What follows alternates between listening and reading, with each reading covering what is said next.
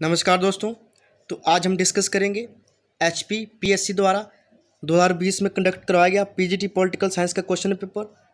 तो आपको बता दूं कि जो पीजीटी पॉलिटिकल साइंस का क्वेश्चन पेपर आता है, इसमें टोटल क्वेश्चन पूछे जाते हैं 85 और इसमें टाइम अलॉट किया जाता है आपका 90 मिनट्स, यानी कि आपने 85 क्वेश्चन को 1.5 घंटे में कंप्लीट करना होता है। जो हिमाचल प्रदेश का जो लेक्चरर का जो पेपर आता है किसी भी चीज़ का, इसमें आपके पास नेगेटिव मार्क रखी जाती है, यानी कि आपने मान लो आपके पास क्वेश्चन आया 50 में से आपके क्वेश्चन गलत होते हैं 8, तो आपके कटते हैं 2 नंबर। ठीक है। तो इसके साथ आपको बता दो कि यदि किसी व्यक्ति ने लेक्चरर के लिए अप्लाई करना है तो इसके लिए आपके पास एमए का और बीएड होना बहुत ज़रूरी है। इसके अलावा बात की है जैसे कि टीजीटी होता है, टीजीटी में आपके लिए टेट मांगते हैं, परंतु जो आपका पीजीटी है, पीजीटी में ओनली आपके पास एमए होना चाहिए और बीएड किया होना चाहिए। ठीक है, इसके लिए टेट की ज़रूरत नहीं होती है। तो चलिए स्टार्ट करते हैं इस वीडियो को क्वेश्चन नंबर 1 से। क्वेश्चन नंबर 1 है कि बहुसंस्कृतिवाद निम्न में से मुख्यतः किस नियम या सिद्धांत से संबंधित है? तो ये संबंधित है स्वीकार और सत्कार दोनों से। Option number C is right answer. Next, अनुचित युग्म को चुनिए। तो इसमें आपने करना क्या है कि आपके पास 4 ऑप्शन दिए गए, इनमें से आपने बताना कि आपके पास इनकरेक्ट पेयर कौन सा है। तो इस 4 ऑप्शन में से आपके पास जो इनकरेक्ट पेयर है वो है डैनियल बेल। ठीक है। जबकि आपके पास बात की है कॉर्ल पॉपर की, इनने सिद्धांत दिया था मिथ्याकरण का। थॉमस कुन ने सिद्धांत दिया था प्रतिमान का। और जुगेन हेबरमास ने सिद्धांत दिया था शास्त्र मीमांसा का। नेक्स्ट, किसने कहा था कि हम रूसी व्यक्ति, फ्रेंच व्यक्ति, इंग्लिश व्यक्ति तो हो सकते हैं किंतु व्यक्ति नहीं? तो ये कहने वाले व्यक्ति थे ईसा बर्लिन। ठीक है, option number C is right answer. Next, question number 4, किसने भ्रष्टाचार की तुलना जल में मत्स्य से की है?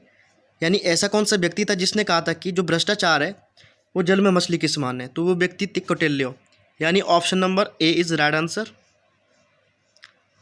अगला प्रश्न है, विवेकानंद की रचनाएं कौन सी है? राजयोग, कर्मयोग, वर्तमान भारत, ये तीनों की तीनों रचनाएं स्वामी विवेकानंद के द्वारा लिखी गई है, यानी option number D is right answer, सभी।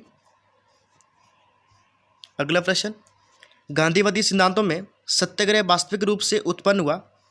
तो ये उत्पन्न हुआ सत्याग्रह से। Option number A is right answer. Next, अनुचित युग्म पहचानिए। इन 4 ऑप्शन में से बताना है कि आपके पास इनकरेक्ट पेयर कौन सा, यानी कि गलत जोड़ा कौन सा है। तो इन जो आपके पास सही आंसर है वो है ऑप्शन नंबर डी। ठीक। जबकि बात की जाए मराठा समाचार पत्र की, इसके संस्थापक थे बाल गंगाधर तिलक। राष्ट्रवाद विचार के जो विखंडन करता थे वो थे रविंद्रनाथ टैगोर जी। और आध्यात्मिक राष्ट्रवाद के जो प्रतिपादक थे वो थे Shri Arvind ji. Next, question number 8वां, बी डी सावरकर द्वारा रेखांकित हिंदू तत्व। ठीक है, जो हिंदू तत्व का जो विचार आधारित नहीं था। ठीक है, इन 4 ऑप्शन में से राइट आंसर है वो है ऑप्शन नंबर ए, जन्मभूमि का विचार आधारित नहीं था। नेक्स्ट, निम्नबद्धों को सम्मिलित कीजिए तथा दिए गए कूट में से सही उत्तर को चुनना है। इसमें हमने मिलान करना है, एक साइड आपका विचारक दिए गए, दूसरा साइड आपके दिए गए हैं विचार। तो इसमें जो राइट आंसर है वो ऑप्शन नंबर बी है, यानी आपके पास जो एम एन रॉय है उनने विचार दिया था नव मानववाद का, और जो राम मनोहर लोहिया है उनने विचार दिए थे आपकी जो खम्मा राजनीति का। जबकि आपके पास जयप्रकाश नारायण है उनने विचार दिए थे समग्र क्रांति का, और जो दीनदयाल उपाध्याय उनने विचार दिया था चीती का। नेक्स्ट, क्वेश्चन नंबर 10वां, निम्न में से कौन सा लोकतंत्र अंबेडकर के मर्म में था? तो आपका जो राजनीतिक लोकतंत्र है वो अंबेडकर के मर्म में था। ठीक है, option number A is right answer. अगला प्रश्न है, प्रकाशानुसार निम्न पुस्तकों को कालक्रमबद्ध कीजिए। तो इसमें करना क्या कि इसमें बताना है कि सबसे पहले कौन सी पुस्तक लिखी गई थी, इसके बाद कौन सी पुस्तक लिखी गई थी, और उसके बाद कौन सी पुस्तक लिखी गई थी, क्रम वाइज, यानी डेट के हिसाब से आपने लिखना है। तो सबसे पहले पुस्तक लिखी गई थी अर्थशास्त्र, जो कौटिल्य के द्वारा लिखी गई थी। फिर लिखी गई थी द प्रेस, यानी जो मैकियावेली ने लिखी थी। उसके बाद लिखी गई थी द लिवाइथान। ठीक है, और इसके बाद लास्ट में पुस्तक लिखी गई थी सामाजिक समझौता। सामाजिक समझौता को लिखा गया था रूसो के द्वारा। ठीक है, यानी option number B is right answer. अगला प्रश्न है, यह किसने कहा था कि समुदाय के कार्य संचालन में जो भाग नहीं लेता है वह पशु है या तो ईश्वर है? तो वह कहने वाले व्यक्ति थे अरस्तु। Option number C is right answer.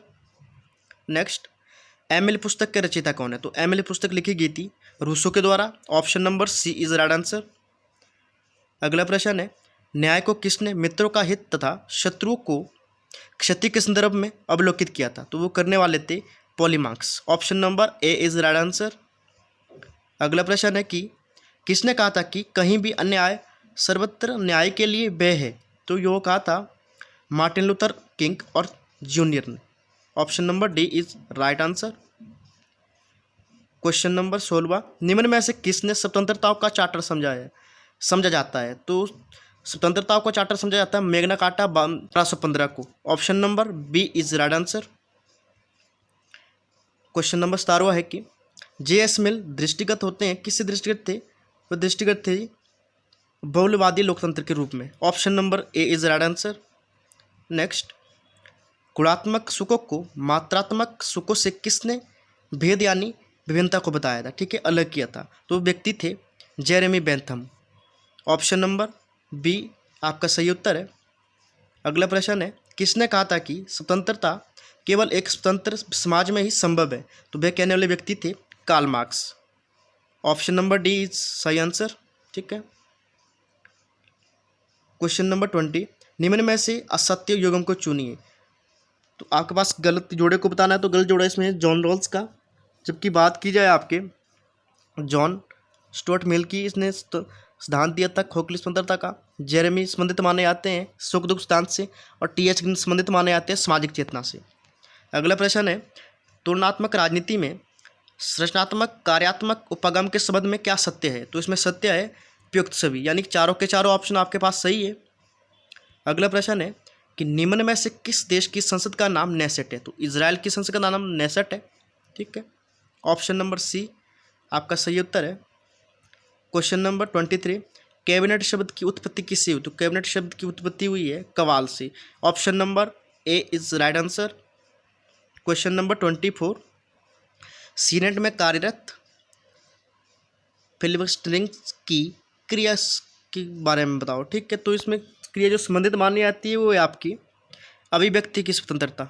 ठीक है, जो सीनेट में जो कार्यरत हैं अंडगेबाजी, ठीक है, उनकी क्रिया संबंधित मानी जाती है अभिव्यक्ति से। ठीक है, अभिव्यक्ति की स्वतंत्रता से। क्वेश्चन नंबर 25, मौन का महत्व मुख्य मतदाता का संबंध है? तो इसका सही उत्तर उपयुक्त में से कोई नहीं। इन तीन ऑप्शन में से आपके पास राइट आंसर कोई नहीं है। अगला प्रश्न है, इसमें आपने क्या करना है, मिलान चिन्ह करना है। निम्नलिखित मदों को सम्मिलित कीजिए, दिए गए कूट में से सही उत्तर को चुनना है। ठीक है, एक साइड आपके रखे गए हैं विचारक, तो दूसरी साइड आपके पास रखे गए हैं संकल्पनाएं। तो आपके पास बता दो कि इसमें जो सही उत्तर रहेगा वो रहेगा ऑप्शन नंबर ए। ठीक, ऑप्शन नंबर आपका सही उत्तर रहने वाला है, यानी पहले का आपके पास चौथा है, दूसरे का दूसरा है, तीसरे का पहला है, और चौथे का आपके पास तीसरा है। ठीक है, देख लो किस तरह का है। पहले के पास आपके पास चौथा है, यानी जो सिडनी बर्बा थे उनने सिद्धांत दिया था राजनीतिक संस्कृति का। ठीक, और जो आपके पास लुसियन पाई उनने सिद्धांत दिया था राजनीतिक विकास का, और आपके पास जो डेविड ईस्टन ने उनने सिद्धांत दिया था राजनीतिक व्यवस्था का, और जो एडवर्ड सेल्स है वो संबंधित माने जाते हैं राजनीतिक आधुनिकरण से, यानी option number A is right answer. Next, निम्न में से किसने सामाजिक क्रांति को प्रतिपादित किया था? तो वो प्रतिपादित करने वाले व्यक्ति थे Theda Skocpol. Option number A is right answer. अगला प्रश्न है कि तृतीय विश्व के देशों को अब किस नाम से जाना जाता है? तो उनको जाना जाता है वैश्विक दक्षिण देश के नाम से। Option number A is right answer. Question number 29, निम्नलिखित मदों को सम्मिलित कीजिए। इसमें मिलान चिन्ह करना है कि एक तरफ से आपके पास दिए गए सिद्धांत, दूसरी तरफ दिए गए विचारक। ठीक है, तो इसमें जो सही उत्तर है वो ऑप्शन नंबर डी है, यानी कि आपके पास जो निर्णय निर्माण है सिद्धांत वो दिया गया था रिचर्ड सी स्नाइडर के द्वारा, और जो आपके पास सिस्टम्स जो है इसका जो सिद्धांत दिया गया था वो दिया गया था मार्टिन कापलान के द्वारा, और जो आपके पास संप्रेषण का सिद्धांत वो दिया गया था कार्ल डोइच के द्वारा, और जो नव यथार्थवाद का सिद्धांत दिया गया था केनेथ वॉल्स के द्वारा, यानी option number D is right answer. Next, शून्य योगफल खेल निम्न में से किसको रेखांकित करता है? तो वो रेखांकित करता है हानि और लाभ शून्य होते हैं। ठीक है, हानि और लाभ शून्य होते तो उनको कहा जाता है शून्य योगफल खेल। अगला प्रश्न है, यदि स्वतंत्रता की आवश्यकता है तो असुरक्षा की स्वीकारता होनी चाहिए, निम्न में से किससे संबंधित है? तो संबंधित है संरचनात्मक यथार्थवाद से। Option number C is right answer. Next, संयुक्त राष्ट्र की वर्तमान संख्या कितनी है? तो संयुक्त राष्ट्र की जो वर्तमान संख्या है 193 है और इसकी स्थापना की गई थी 1920 में। अगला प्रश्न है 33वां, निम्न में से कौन सी भारत की विदेश नीति नहीं रही है? तो पश्चिमी जो कृत्य नीति है इसकी जो विदेश नीति नहीं रही है भारत की, ठीक है। Next question number 34, black box की धारणा निम्न में से किस अंतर्राष्ट्रीय संबंधों के सिद्धांत से संबंधित है? तो ये संबंधित है नवरूढ़िवादी से। Option number D is right answer. Question number 35, निम्न में से कौन सा कथन तनाव शौथिल्यों के संबंध में सत्य है? तो इसमें सत्य है आपके पास option number B. Next question number 36, विश्व व्यापार संगठन का निर्माण एक परिणाम था, किसका परिणाम था? ये परिणाम था उरुग्वे संधि क्रम था। ऑप्शन नंबर ए आपका सही उत्तर है। अगला प्रश्न है कि सार्क के वर्तमान महासचिव कौन है? तो सार्क के वर्तमान महासचिव की बात है ये थे Amjad Hussain B Sial. Option number B is a right answer. Question number 38, smart शक्ति धारणा को निम्न में से किसने परिणत किया है? तो उसको परिणत करने वाले व्यक्ति थे Suzanne Nossel. Option number B is right answer. अगला प्रश्न है कि सरकारी कार्यक्रम आयुष्मान भारत किससे संबंधित है? तो यह संबंधित है स्वास्थ्य बीमा से, ठीक है। Option number D is right answer.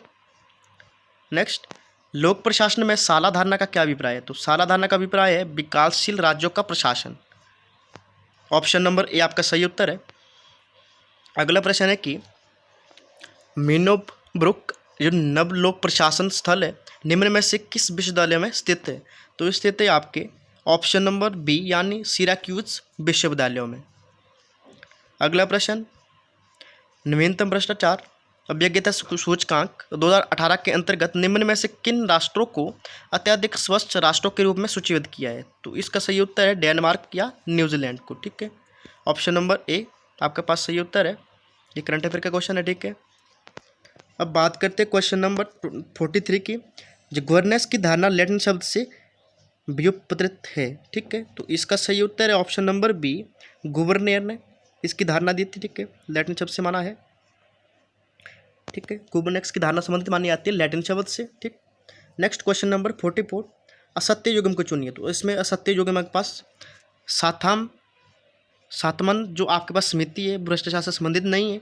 जबकि बात करें आपकी सिंघवी समिति की, ये संबंधित है पंचायती राज से, कोठारी समिति शिक्षा से, और पूंजी समिति आपके पास संबंधित है केंद्र और राज्यों संबंध से।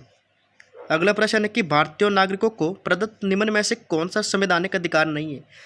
तो उनको आरटीएच का अधिकार नहीं है। Option number C is right answer. Next question number 46, ये हिमाचल जीके का क्वेश्चन है। तो आपको बता दो कि जो आपके पास पीजीडी के क्वेश्चन पूछे जाते हैं 85, इसमें से आपके पास जो आप 20 क्वेश्चन यानी कि 20 क्वेश्चन पूछे जाते हैं जीके के। इसमें आपके पास भारत का जीके पूछा जा सकता है, वर्ल्ड का भी, करंट अफेयर के क्वेश्चन भी, या हिमाचल जीके भी, ठीक है। सबसे पहले बात करते हैं 46 की। तो सोरंग झील हिमाचल प्रदेश के किस जिले में है? तो सोरंग जिले आपके पास डिस्ट्रिक्ट किन्नौर में। ऑप्शन नंबर बी आपके पास सही उत्तर है। क्वेश्चन नंबर 47, निम्न में से कौन सी जलधारा रावी नदी की सहायक नदी है? तो आपके पास बाडल जो है जलधारा रावी नदी की सहायक नदी है, ठीक है। नेक्स्ट, कौन सा दर्रा बाहरी और भीतरी सराज को जोड़ता है? तो जलोड़ी दर्रा जो आपके पास है डिस्ट्रिक्ट कुल्लू में पड़ता है, ये आपके भीतरी सराज और बाहरी सराज को जोड़ता है। अगला प्रश्न है कि गुरुकुंटाल गुम्पा हिमाचल प्रदेश के किस जिले में? तो हिमाचल प्रदेश के डिस्ट्रिक्ट लाहौल स्पीति से संबंध रखने वाला है। ऑप्शन नंबर सी आपके पास सही उत्तर है। अब 50वां क्वेश्चन है कि रक्षम चितकुल शन क्षेत्र यानी अभयारण्य किसके निकट है? तो यह निकट है आपके कल्पा के। Option number D is right answer. अगला प्रश्न है, शिमला जिले में जो भेड़ प्रजनन फॉर्म है वो कहाँ पे है? वो ज्यूरी में है, जो रामपुर सील के अंडर आता है। अगला प्रश्न है कि करंट अफेयर का क्वेश्चन है, 2014 के आसपास हिमाचल प्रदेश के किस शहर में सर्व महिला बैंक की पहली शाखा खोली गई थी? तो वो खोली गई थी डिस्ट्रिक्ट शिमला में। Option number A is right answer. Next, Shimla जिले में जो सीपी मेला लगता है वो किस स्थान पर लगता है? तो शिमला जिले में जो सीपी मेला लगता है वो लगता है मशोबरा में। ऑप्शन नंबर डी आपके पास सही उत्तर है। क्वेश्चन नंबर 54, किस राजा ने अपनी चंबा रियासत की जो राजधानी ब्रह्मपुर से चंबा बदली थी? वो बदलने वाले व्यक्ति थे साहिल बर्मन। साहिल बर्मन ने अपनी राजधानी बदली थी ब्रह्मपुर से चंबा के लिए, ठीक है। अगला प्रश्न है कि 1972 में जो हिमाचल प्रदेश विधानसभा का स्पीकर वो कौन थे? तो हिमाचल प्रदेश विधानसभा के स्पीकर थे 1972 में राणा कुलतार चंद। ऑप्शन नंबर बी आपके पास सही उत्तर है। अगला प्रश्न है कि कुकी जनजाति भारत के किस राज्यों में मुख्य तौर पर पाई जाती है? तो कुकी जो जनजाति है वो पाई जाती है मणिपुर राज्यों में। ऑप्शन नंबर बी आपके पास सही उत्तर है। अगला प्रश्न है कि एनसीसी का मोटो क्या है? एनसीसी का मोटो है अनुशासन और एकता। ऑप्शन नंबर सी आपके पास सही उत्तर है। अगला प्रश्न कि गांधी फिल्म में जो कस्तूरबा की भूमिका किसने अदा की थी? तो उसको अदा करने वाले जो महिला थी उनका नाम था Rohini Tangri. Option number D आपके पास सही उत्तर है। Next, a passage to India के लेखक कौन है? तो ए पैसेज टू इंडिया के लेखक है E.M. फॉरेस्टर। ऑप्शन नंबर ए आपके पास सही उत्तर है।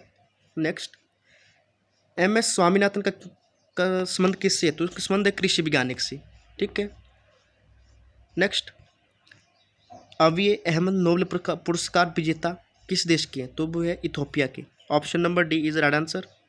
नेक्स्ट, किस शहर को फॉरबिडन शहर कहा जाता है? तो जिस शहर को फॉरबिडन शहर के नाम से जाना जाता है वो आपका लिटिल लहासा। ठीक है, लहासा को आपका फॉरबिडन शहर के नाम से जाना जाता है। नेक्स्ट, कोपरनिकस किस देश के थे? तो कोपरनिकस थे पोलैंड के। ठीक। नेक्स्ट, क्वेश्चन नंबर 64, 21 जुलाई 1969 को जो 2 लोग चांद पर चले थे उनमें से एक थे नील आर्मस्ट्रांग और दूसरे व्यक्ति कौन थे? तो दूसरे व्यक्ति का नाम था Buzz Aldrin. Option number C सही उत्तर है। नेक्स्ट, इंडस वैली सभ्यता स्थल बनावली किस नदी के निकट है? तो वह निकट है घग्गर नदी के। ठीक है, बनावली आपके पास पड़ता है हरियाणा में। इंडस वैली यानी कि सिंधु सभ्यता। ठीक है। नेक्स्ट, सेफ्टी वॉल अवधारणा भारत में किस राजनीतिक संगठन से संबंधित है? तो संबंधित है भारतीय राष्ट्रीय कांग्रेस से। ऑप्शन नंबर आपका ए सही उत्तर है। नेक्स्ट, निम्न में से कौन सी पद्धति का पक्ष समर्थन नरमपंथियों द्वारा नहीं किया गया है? तो योजना आपके पास जो पद्धति है उसका पक्ष समर्थन नरमपंथियों द्वारा नहीं किया गया है। नेक्स्ट है, संविधान सभा में निम्न में से किस राज्यों या प्रांत का सर्वाधिक प्रतिनिधित्व था? तो वो था संयुक्त प्रांत का यानी यूनाइटेड प्रोविंस का। ऑप्शन नंबर बी सही उत्तर है आपके पास। नेक्स्ट, आधारभूत विशेषता सिद्धांत निम्न में से सर्वप्रथम किस केस में प्रतिपादित हुआ? तो वो प्रतिपादित हुआ था सज्जन सिंह के केस में। ऑप्शन नंबर ए सही उत्तर है। अगला प्रश्न है कि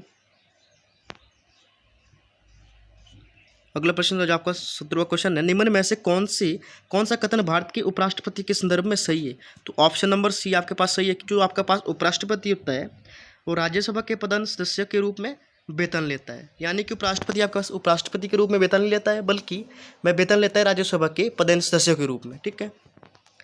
अगला प्रश्न है 71वां प्रश्न है, संविधान के अनुच्छेद 370 के संदर्भ में क्या असत्य है? तो वो सत्य है कि इसे पूर्ण रूपेण संविधान से हटा दिया गया है। ठीक है, ये आपका असत्य है, इसको हटाया नहीं गया है।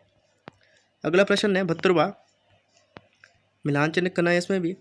एक तरफ अनुसूची है तो दूसरी तरफ है आपके पास प्रावधान। तो इसके पास आपको बता दूं कि आपके पास सही उत्तर है ऑप्शन बी, यानी जो द्वितीय अनुसूची संबंधित मानी जाती है सार्वजनिक पद से, और जो आपके पास 7वीं अनुसूची संबंधित मानी जाती है 3 सूचियों से, संघ, राज्य और संपत्ति सूची से, और जब आपके पास 10वीं अनुसूची संबंधित मानी जाती है दल बदल अधिनियम प्रावधान से, यानी ऑप्शन नंबर 4 सॉरी। और 12वीं अनुसूची संबंधित है नगर पालिका से, और इससे पहले जो 11वीं अनुसूची आती है वो संबंधित मानी जाती है पंचायती राज व्यवस्था से। यानी इस क्वेश्चन में आपके पास जो सही उत्तर है वो ऑप्शन नंबर बी है। अगला प्रश्न है 73वां क्वेश्चन, भारत द्वारा अन्य संविधानों से अपनाई गई विशेषताओं के संदर्भ में सही युग्म को चुनना है। इसमें मिलान चिन्ह करना है, तो आपके पास बताना है कि सही उत्तर कौन सा है। 4 ऑप्शन में से एक सही उत्तर है कि एक जो चीज़ है वो किस देश के सिद्धांत से ली गई है। तो बात करेंगे मौलिक कर्तव्य की, वो आपके पास वो ली गई है भूतपूर्व सोवियत संविधान से। ठीक है, यानी कि रशिया से। ऑप्शन नंबर बी का सही उत्तर है, बी आपके पास सही उत्तर। ठीक है। अगला प्रश्न है 74वां, 2002 में भारत के संविधान में संकलित 6 से 14 वर्ष के शिशु को शिक्षा के अवसर प्रदत्त करने का मौलिक कर्तव्य का दायित्व किसका है? तो ये दायित्व है पेरेंट्स का। ऑप्शन नंबर ए पेरेंट्स और गार्डियंस का। ठीक है।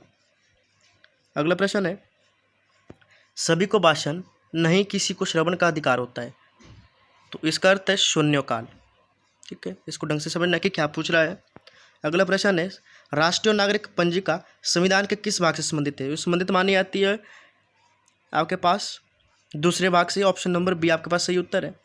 जो नागरिकता संबंधी आपके पास वर्णन किया गया वो आपके पास वर्णन किया गया है दूसरे भाग में, ठीक है, यानी अनुच्छेद 5 से लेकर अनुच्छेद 11 तक। अगला प्रश्न है कि भारतीय राजनीति में तृतीय लोकतांत्रिक अभ्युदय की धारणा सहभागिता को संबोधित करती है। तो इसका सही उत्तर है ऑप्शन नंबर सी, बाजार समाज को। नेक्स्ट, निम्न में से किस लोकसभा में सर्वाधिक महिला प्रतिनिधि चुनकर आई? तो 17वां जो लोकसभा के चुनाव हुए थे उसमें चुनकर आई थी। अगला प्रश्न है कि कांग्रेस व्यवस्था संचालित करने में सिंडिकेट का निम्न में से कौन सा सदस्य नहीं था? तो इसमें सदस्य जो सम्मिलित नहीं थे वो थे एस नागप्पा, जबकि एस के पाटिल, कामराज, मोरारजी देसाई इसमें सम्मिलित थे, ठीक है। नेक्स्ट, क्षति सिद्धांत किसने प्रतिपादित किया? इसको प्रतिपादित करने वाले व्यक्ति थे जे.एस. मिल। ऑप्शन नंबर ए आपके पास सही उत्तर है। अगला प्रश्न है कि निम्न में से अलगाववाद का कौन सा रूप मार्क्स द्वारा रेखांकित नहीं है? तो वर्ग से अलगाव रेखांकित नहीं किया गया है, ठीक है। नेक्स्ट, इसमें आपके पास एक तरफ विचारक दिए गए, दूसरी तरफ दिए गए राज्यों के विचार। इसमें आपके पास बता दूं कि सही उत्तर है ऑप्शन नंबर ए, यानी कि जो जे.एस. मिल विचारक थे उन्होंने विचार दिया था लेसे फेयर राज्यों का, ठीक है, और जेरम बेंथम ने विचार दिया था कल्याणकारी राज्यों का, हिगल ने विचार दिया था आपके पास राष्ट्र राज्यों का, और मार्क्स ने विचार दिया था आपके पास बुजुर्ग राज्यों का, ठीक है। नेक्स्ट, उपयुक्तता का सिद्धांत निम्न में से किससे संबंधित है? तो ये संबंधित माना जाता है उत्तर व्यवहारवाद से। Option number B is right answer. Next, question number 84, वंशीय लोकतंत्र यानी हेरनबॉक लोकतंत्र किसने प्रतिपादित किया था? तो इसको प्रतिपादित करने वाले व्यक्ति थे पियर एल वॉन डेन बर्गे, ठीक है। ऑप्शन नंबर सी सही उत्तर है। लास्ट प्रश्न है, शासकीयता का विचार किससे संबंधित है? तो इस संबंधित माना जाता है शक्ति से। ऑप्शन नंबर ए आपके पास सही उत्तर है। धन्यवाद।